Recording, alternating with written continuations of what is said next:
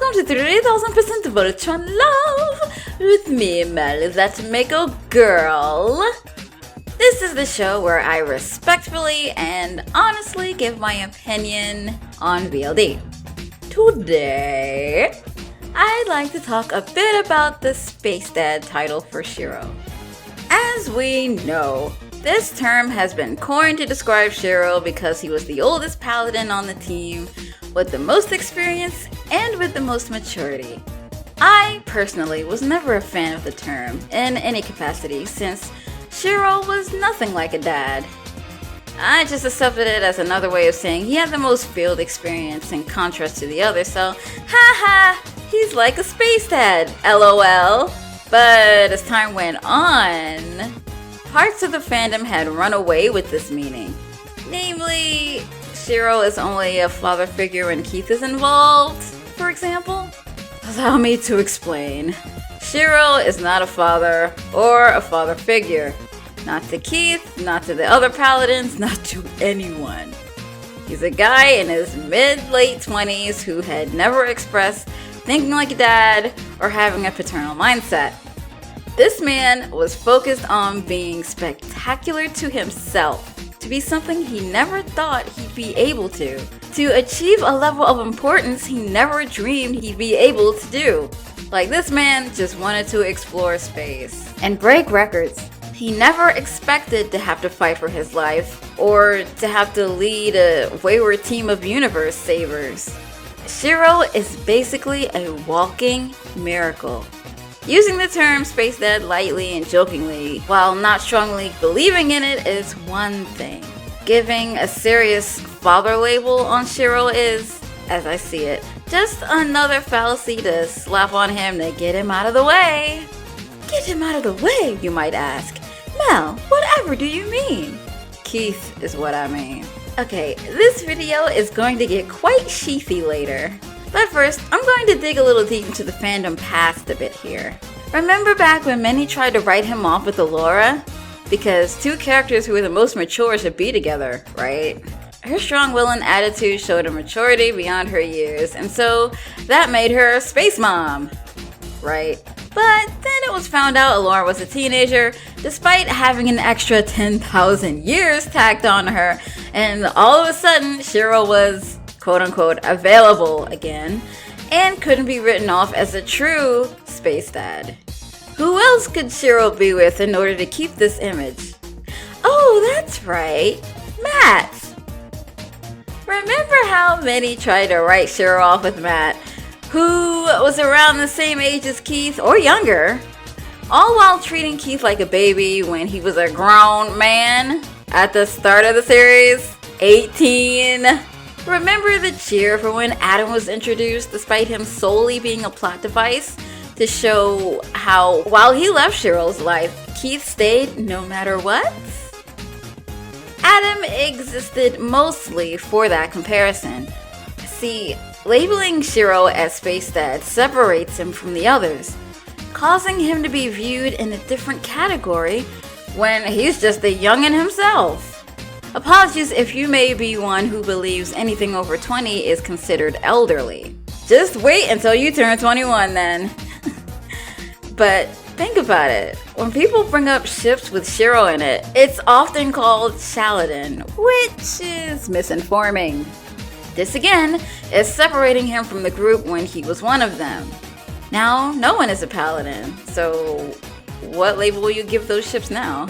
Again, to me, all of this seems like it's pushing Shiro out of the way because his closeness, mostly to Keith, was seen as a threat to another favored ship. Okay, so here comes the sheath. Shiro and Keith's buildup was romantic. In Season 2, Episode 1, Shiro clearly looks at Keith as if he is in love with him. When I saw that expression, I jumped in my seat and thought, whoa! Whoa! Is he really looking at Keith like that? Did they really get away with him having this kind of expression that was actually let through? Dude, like, man, yo, I was floored. because that is the look of a man in love. I have seen it firsthand and secondhand. There is no mistake. And remember, he stared unblinkingly at Keith while a bright light washed over him. A light! You know, I talked about this in another video where when a light is flashing, you automatically turn to it, right? If you saw something flashing out the corner of your eye, you would look to it, unless you were distracted. Boy! Shiro was distracted by the beautiful man beside him, and I do not blame him. That had to have been done on purpose. A writer would never have two characters gaze at each other like Shiro and Keith have in different instances, like they're so in love, along with proving how one is better than the other's ex just to keep them as pros only. That's like expecting me to believe their upgrade from best friends would be to just super best friends. No. I can only guess the world wasn't ready for two main male adult characters to continue their mutual love on screen. So it was erased in season 8.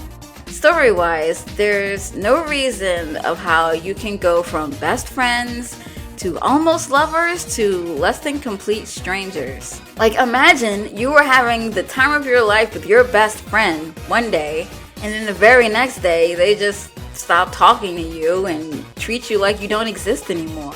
How would you feel? Destroyed, right? Especially without any kind of explanation. They didn't say a word, just nope. That sort of thing needs to be explained if it was purposely put in narrative. And because it didn't happen, yeah, that definitely shows that the erasure in their relationship was absolutely last minute. It's really unfortunate too. Shiro's sole purpose was not to be Keith's crutch. He steadily fell in love with him sometime after they became paladins.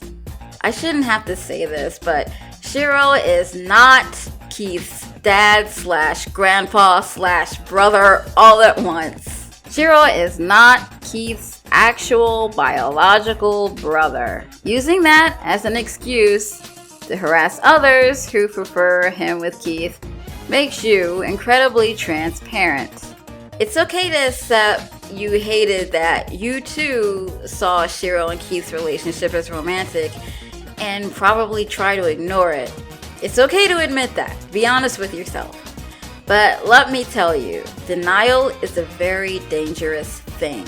If you choose to harshly deny the obvious in fiction, how many truths are you possibly refusing to believe in real life? But going back to the space dad thing, in the end, Shiro was completely edited out of the way of all his built up bonds, even his own story, and kicked to the background in season 8. He was separated from everyone else. Shiro's character is more than what was given to him near the end. He could barely keep himself out of trouble. How would he handle multiple teenagers like they were his kids? The answer is, he wouldn't. And Shiro isn't suddenly some old man who should only be reduced to playing shuffleboard, guzzling prune juice, and queuing up the old gramophone for the rest of his life. And then having his kid brother / grandson / son, who is actually still a baby at 21, join in. Take notice of my sarcasm here. That image is not what or who Shiro and Keith are. Calling him Space Dad makes it too easy to misconstrue what Shiro is about to me. It isn't fair to him. But you might say, but Mel, the cast and crew call him Space Dad too. My response? Okay, their view doesn't change my opinion here. Calling Shiro Space Dad just makes it far too easy to separate him from everyone and everything else. He's just another guy. A very hot and important guy, but another guy nonetheless. That is why I'm not a fan of the Space Dad label. And that shall be all for today. Next time, I'll talk about queer rep in VLD And that should be out on Monday. Of course, if you like my content, please like, comment, and subscribe. Also, I do accept requests, so if there is a topic you'd like me to speak on, then please let me know in the comments. And if it can be answered respectfully, I just might choose it. This has been another episode of 3000% Voltron Love.